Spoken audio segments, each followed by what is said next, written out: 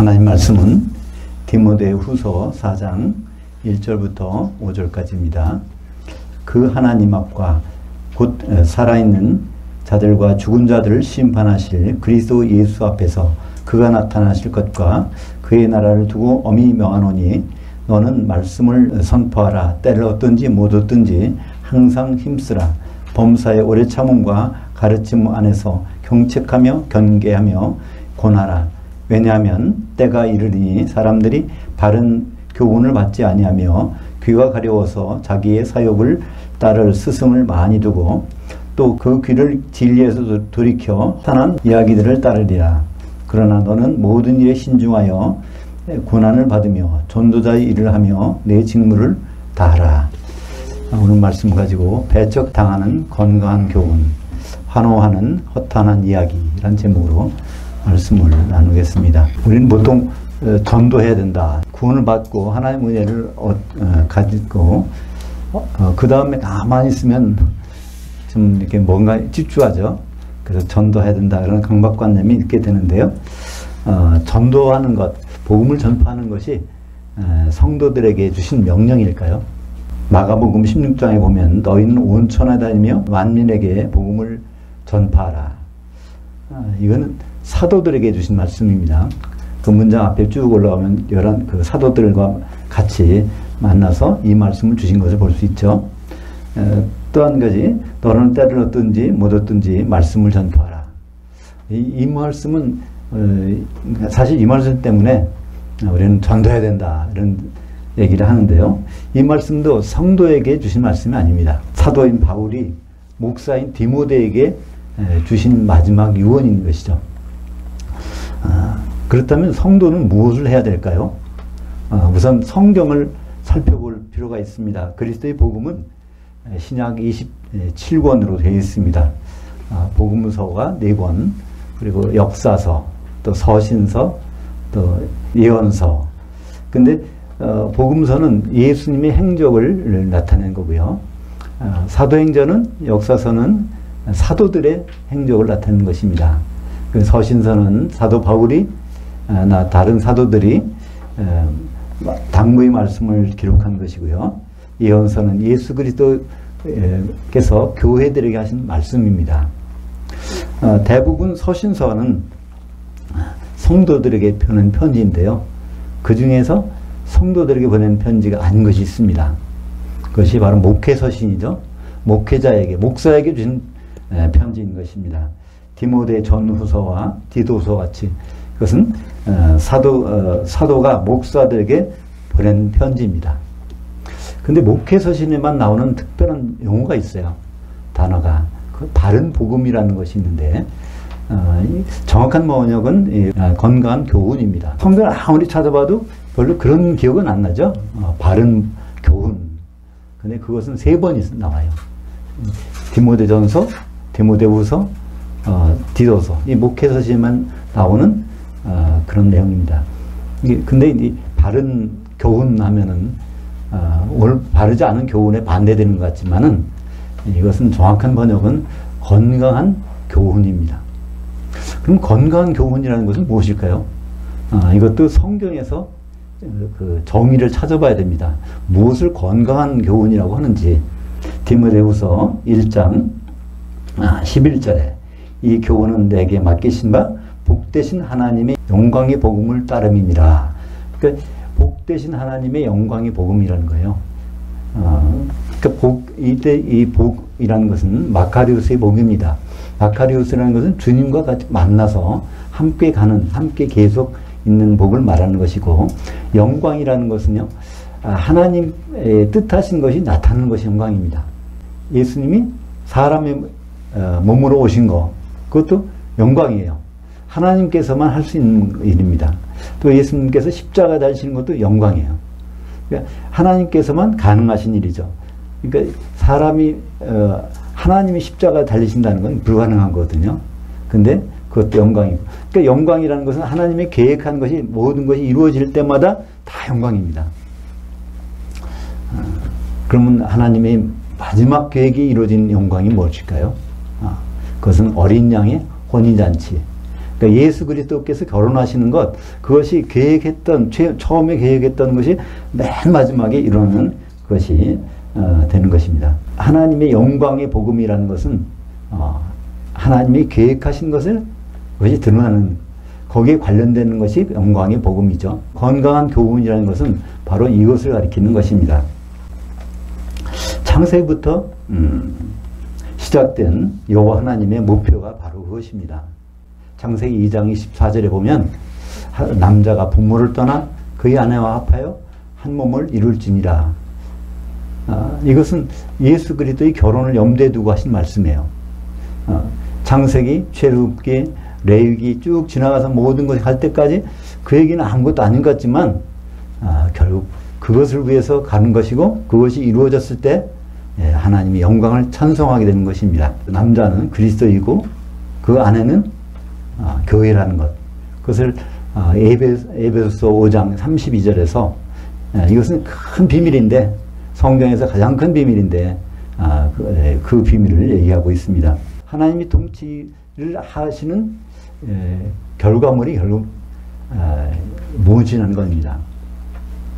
그것은 바로 요한계시록 19장 6절부터 7절에 나와 있죠. 할렐루야, 주 우리 하나님 곧 전능하신 이가 통치하셨도다. 통치가 끝났다는 거예요. 그러니까 우리가 즐거워하여 크게 기뻐하며 그에게 영광을 돌리세. 이게 마지막 영광입니다. 그러니까 그 하나님 통치가 끝나서 이제 결과물이 나왔다는 겁니다. 근데 그 영광이 뭐로 나오죠? 그 다음 절에 나오는 어린 양의 혼인날이 이르렀고 그의 아내가 준비된 것, 그것을 가리키고 있습니다. 그러니까 기름을 준비한 성도들이 바로 하나가 되어서 한 몸이 되어서 그 자리에 나타나는 것이 하나님의 영광의 최종 목표입니다. 디모데후서는 사도 바울의 유언인데 4장 마지막 장입니다. 그 4장 1절에 보면 여러 가지 내용이 함축되어 있어요. 그 하나님, 우리말 번역에는 그 하나님 앞과 또 예수님 앞에서 이렇게 되어 있는데, 원래는 여기서 그 하나님인 예수님이 이렇게 해야 맞는 번역입니다. 그러니까 성경의 신약 성경에서는 그 하나님 하면은 그 하나님이 대부분은 성부 하나님이시죠. 근데 성자 하나님일 때도 있고 성령 하나님 때도 있습니다. 예를 들어서 사도행전 10장 38절에 보면 베드로가 고넬료 집에 가서 설교할 때 하나님이, 그건 이제 성부 하나님이죠. 나사렛 예수에게, 사람 되신 예수에게 성령과 능력을 기름 붓듯 하셨음에 저가 두루 다니시며 착한 일을 행하시고 마귀에게 눌린 모든 자를 고치셨으니 하나님이 함께 하셨습니다. 그 하나님은 성령 하나님이십니다. 이렇게 신약시대에 와서는 하나님이 다 각각 개체로서 나타내고 있어요. 디모데후서 4장 1절에 보면 그 하나님, 이것은 성자 하나님, 예수님이라는 겁니다. 예수님인데 어떻게 하시는 예수님이냐면은 살아있는 자들과 죽은 자들을 심판하실 그리스도 예수 앞에서. 그러니까 예수님이 심판자라는 거네요.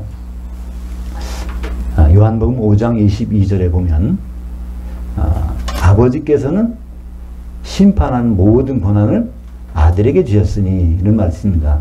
그러니까 여기서 이 그리스도의 심판대에서 심판하실 그 하나님은 성자 하나님이신 것을 나타내고 있습니다. 여기에 그의 나라를 두고 엄히 명하노니, 그의 나라는 천년왕국, 그리스도의 나라를 가리키는 것이죠. 천년왕국은 그리스도의 심판대와 연결되는 그런 나라입니다. 그렇다면 그리스도의 심판대는 무엇 때문에 있는 것이죠? 그리스도 심판대는 그리스도인들의 심판하기 위해서 있는 것입니다. 예수 믿지 않는 사람들은 그리스도 심판대에 서지를 못해요. 데살로니가전서 4장 16절 17절에 보면 주께서 친히 하늘로부터 강림하시니 그리스도 안에서 죽은 자들이 일어난다는 것이 있어요. 또 그때까지 그리스도 안에서 살아있는 자도, 그래서 산 자와 죽은 자가 다 공중으로 올라가서 거기서 심판을 받게 되는데, 무엇을 심판하죠?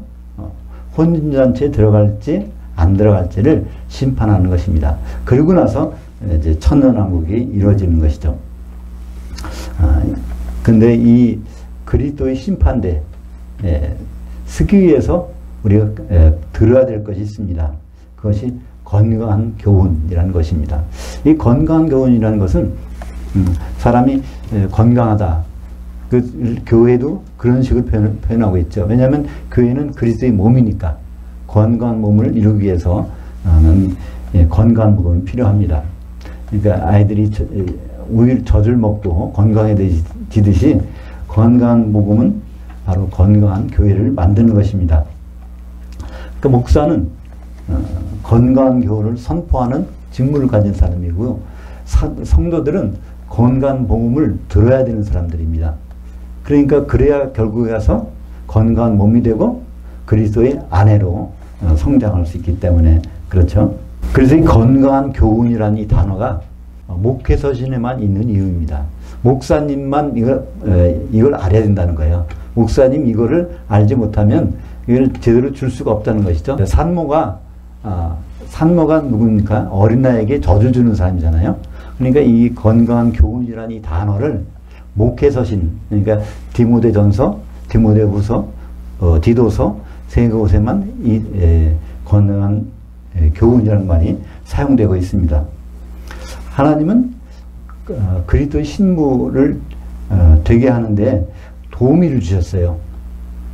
그 도우미를 에베소서 4장 11절에 보면 그가 어떤 사람은 사도로, 어떤 사람은 복음 전한 자로, 어떤 사람은 선지자로, 어떤 사람은 목사로 주셨으니 목사 곧 교사로 주셨다고 되어 있죠.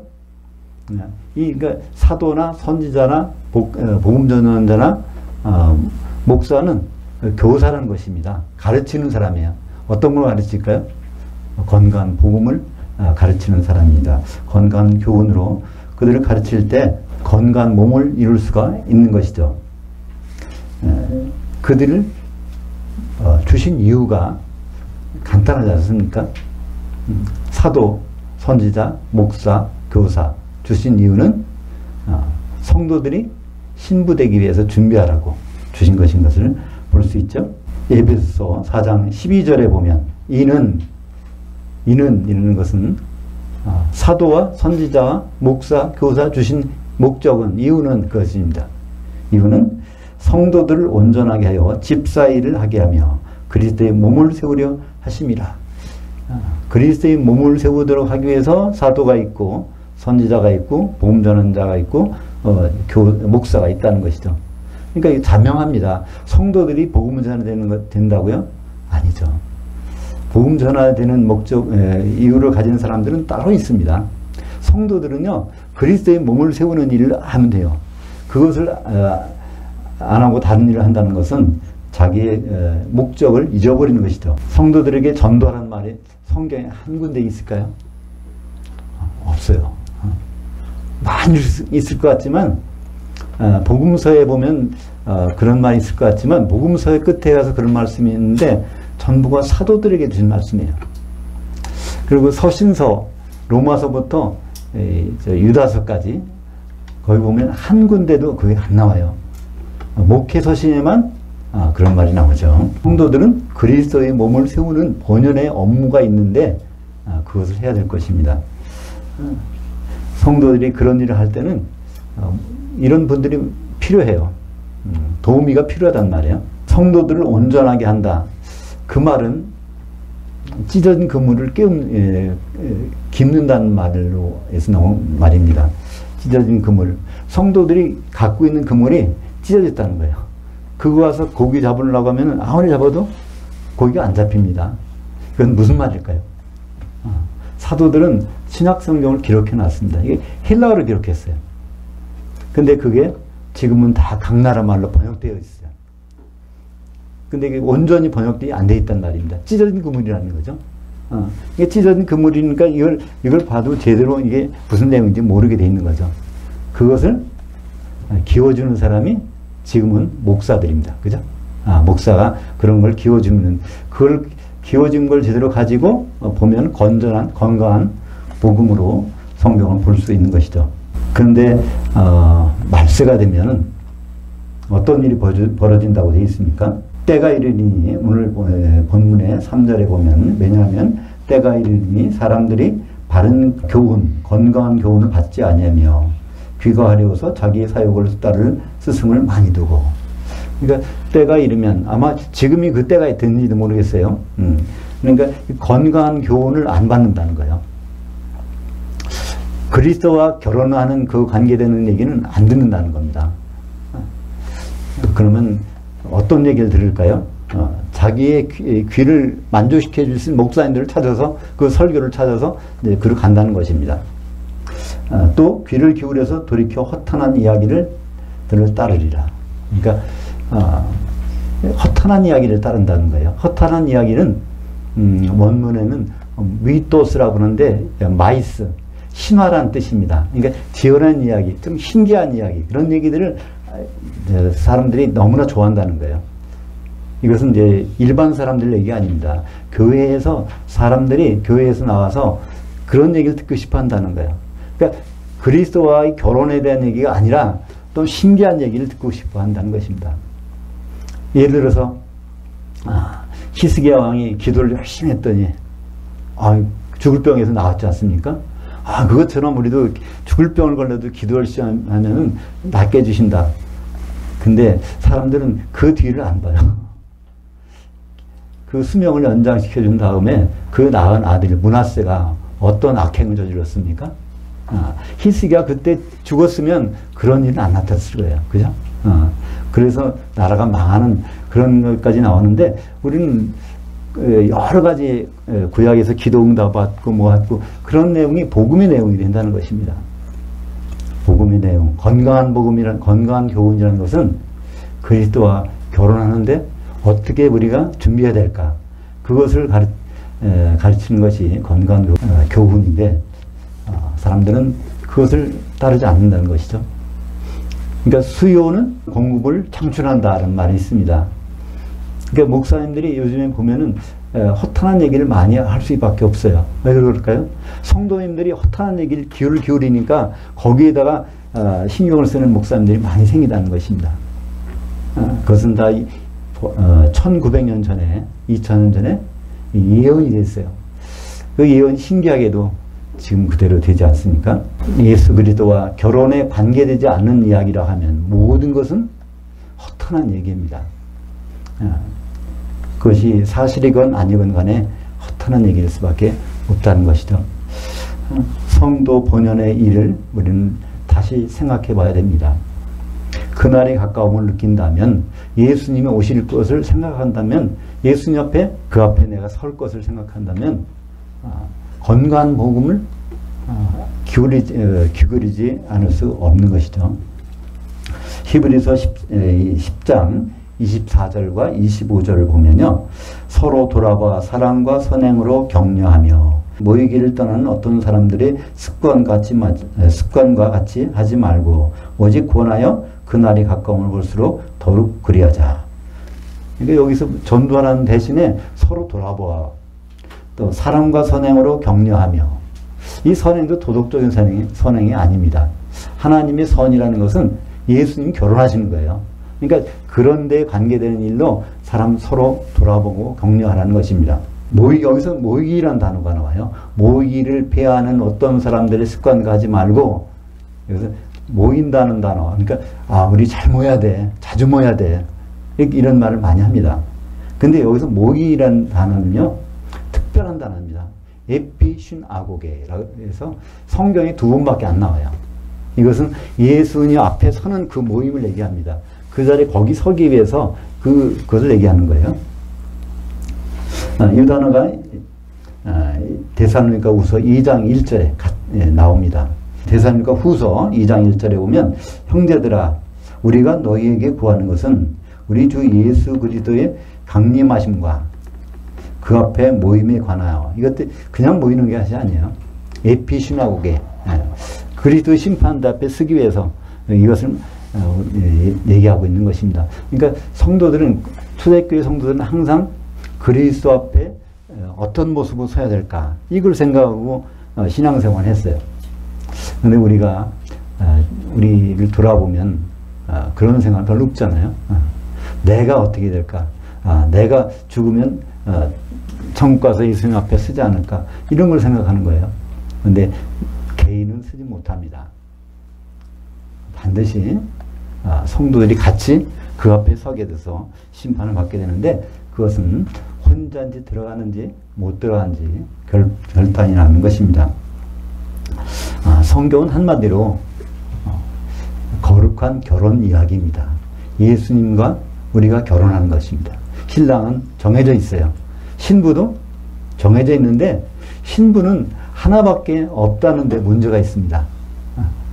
그러니까 우리는 하나밖에 없으니까 우리는 한 몸이 돼야 되는 것이죠. 성도들이 그래서 성령의 기름으로 한 몸이 돼야 되는 것입니다. 사도와 선지자와 복음 전도자, 목사 이들은 다 도우미들입니다.